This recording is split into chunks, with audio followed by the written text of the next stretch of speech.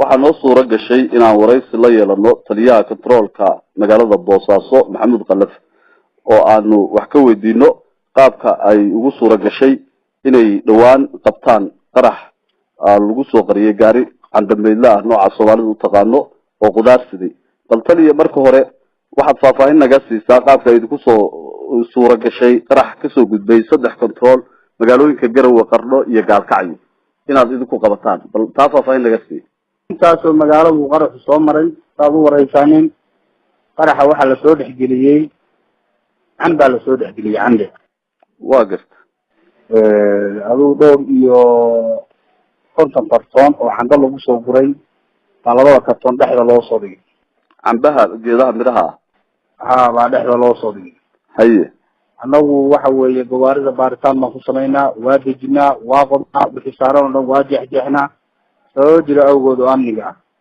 waa garta waxa weeye arrintaas Ilaahay baa nagu guuleysiyay wax ma garanaysaa xoga iyo wax arina anagu waxa weeye ilaa xad kalamaana socon oo gaari walba waxaad leedahay isku si baan u baahnaa gaari kasta oo noo yimaado isku si baan u baahnaa isku si baan waxa weeye marinta loo wada mariyaa waa gartay markay waxa noo soo tagashay marka ilaa xad shaqada iyada aan adkaysanayno waxa weeye maamulka shaqaynayo uu magaranaysaa sharafta iyo qiimaha leh badbaadinta Puntland san dhibaato wada oo controlada ku gudbaaysan u qabanayeen awgeed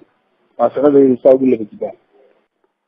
waa gartay hadalhayn badan baa suuqa ka jirta oo ah mar waxa la leeyahay askari baa xaq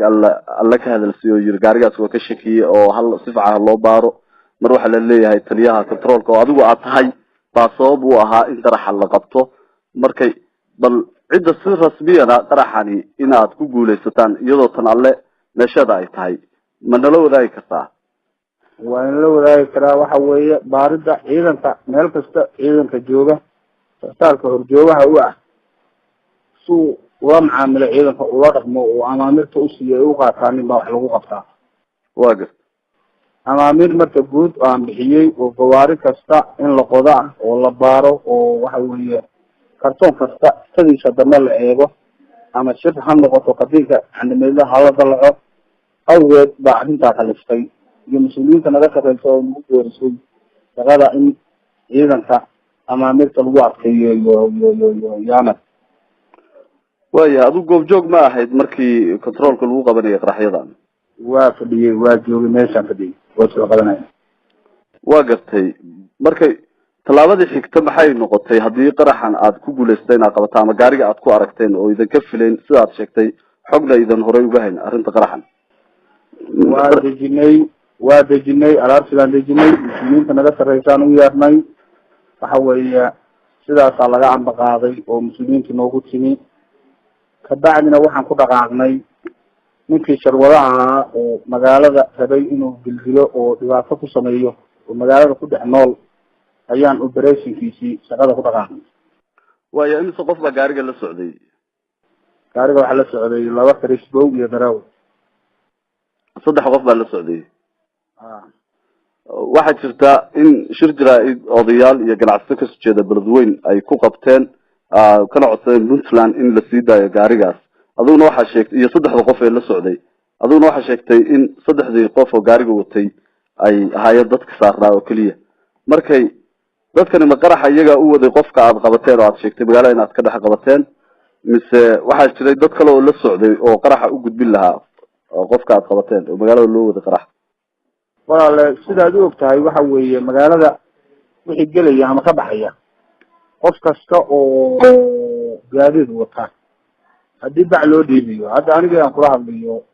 bac sii dhiibiyo bacdan sii dhiibiyo waa la furaa oo waxa ku jira aysan ku jira baa la fiidiyaa waayo haddaan idhaahdo hadeer waxaan sii dhiibay dhowr caanood daasada oo caanaad oo mid kamid ee ka maqnaatay waxa lagu leeyahay darawalkii baa lagu leeyahay marka waxaad leedahay dadka baabuurka watay baa qaraxan loo soo dhiibay waa iyagaa loo soo dhiibay magaaladan u wadeen raallibayna ka ahaayeen ayagaa ogaa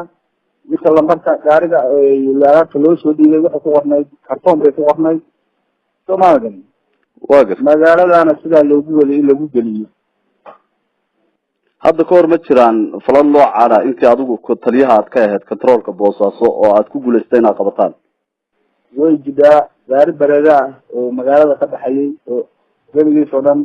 qarax hoosta kaga xiran yahay oo qandalo u socday oo miina baarayaasha la socdeen oo waxoo dhan la socdeen wuu jiraa isna oo aan qabanay oo waxa weeyaan maamulka u geeyey oo magaalada boosaaso ka baxayay oo qandalo qarax qandala loo waday miinooyinkii iyo haliyadii miinooyinka lagu qaxin jiray laakiin waxaa isweydiin mudan qaraxyadan aad qabateen kuwo waaweyn oo noocooda dadku inay arkaan ay ku yareyd bay ahaayeen oo horey looma arkin dabcan markaan hadalka kuusoo dhaweeyo